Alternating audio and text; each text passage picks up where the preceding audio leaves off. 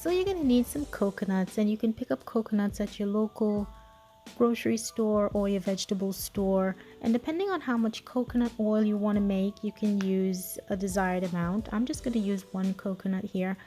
That's just an option as far as cracking that coconut open because it's very hard, but I will kind of like opted out for a hammer where you can get a much more solid blow, but you may want to take this to a safe place and crack it open. So I did mine in the bathroom and I came back.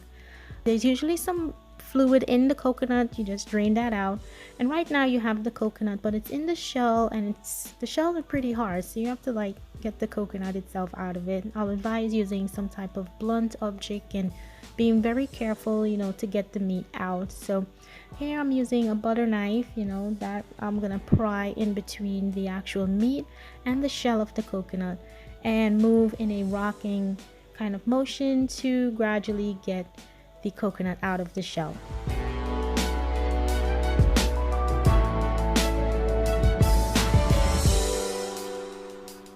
So after getting the meat out, I make sure and properly clean and wash the coconuts before getting it all shredded. Now you can use a grater. It has like 4 sides. This is like the old-fashioned way of actually breaking down the coconut. And this side that I'm showing you, that's the actual side that you'll need to grate the coconut on. But that can be really dangerous. You have to be very careful, because you can really do some harm to yourself if you start grating a coconut and your arm happens to slip.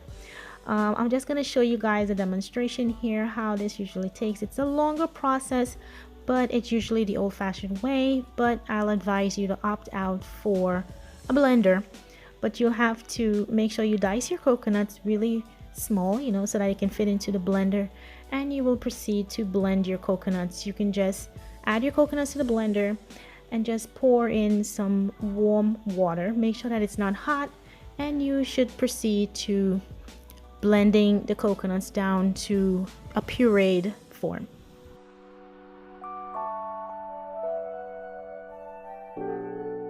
After, you'll just want to take that coconut and pour it into a bigger bowl and add a little more of the warm water, and you'll just proceed by taking your hand, washing and squeezing and massaging the actual husk, to get a lot of the more milky substance out of the coconut.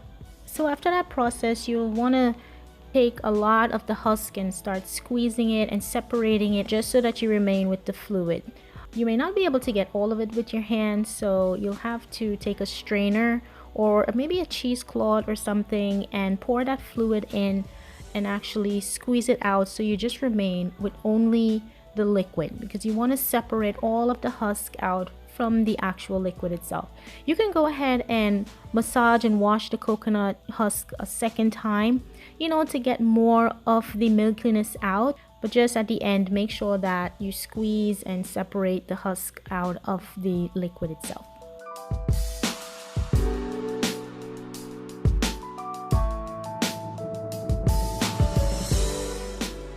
So now at this point, you want to take your coconut, put it into a container, cover it, and place it in the fridge overnight or for a couple of hours for it to settle. So now this is the next day, and you can see that my coconut liquid has settled and it has formed a creamy layer at the top. Now taking a nice solid pan, I'm just removing that top layer and placing it into my pot, making sure to separate a whole lot of it, leaving the fluid at the bottom, because the only important part here is that creamy texture at the top. That's the actual coconut oil. The remainder you can use for another dessert.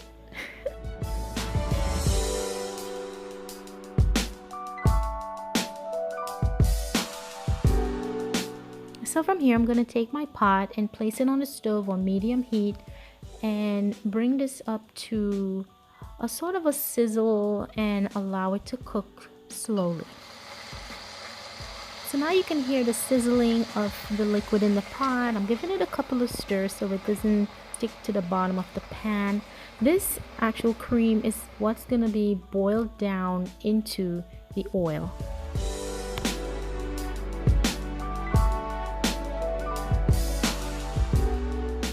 Now stirring is optional in this case. You could leave the liquid to just boil down and have the oil produced on its own without stirring or upsetting it. But once you leave the pot on a low or medium heat to allow this to gently cook, you don't want to burn the actual oil in the pot, because then the oil is gonna, you know, be burnt and smell burnt. So you want to make sure that it's on a low heat and it's cooking down and taking its time. So I'm still continuing to just kind of stir around. You can see where it's getting a little more creamy and thick in the pot here. So I just want to make sure that all of this actual thickness is absorbed, and this is what the oil is being produced out of.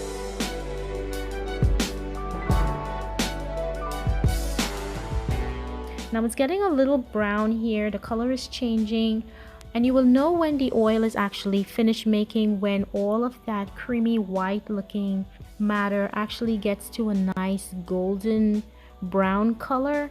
Then you know that your oil is already fully made.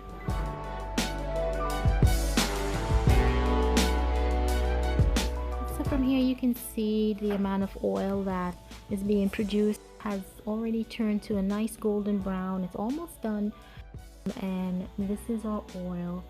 So I'm just gonna go ahead and allow this oil to cool down before putting it in a jar. Another reason why you really don't want to stirring it in the pot is because you don't want any remainder of particles to get into the oil. So having it settle is a good way just to have the oil without any debris in it. But I'm still gonna go ahead and just strain my oil into this jar so that none of those little particles is gonna get into it. And here I have my finished little batch of oil, and you know, it's so easy to make. You can always have a fresh batch of oil weekly, or if you want to make it and store it, you can do that too. But this is just a simple, easy way how to make your own fresh organic coconut oil. It's free of any preservatives, and it's very moisturizing for the skin and also for your hair.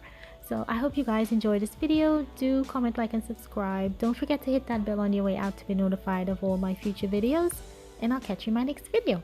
Bye!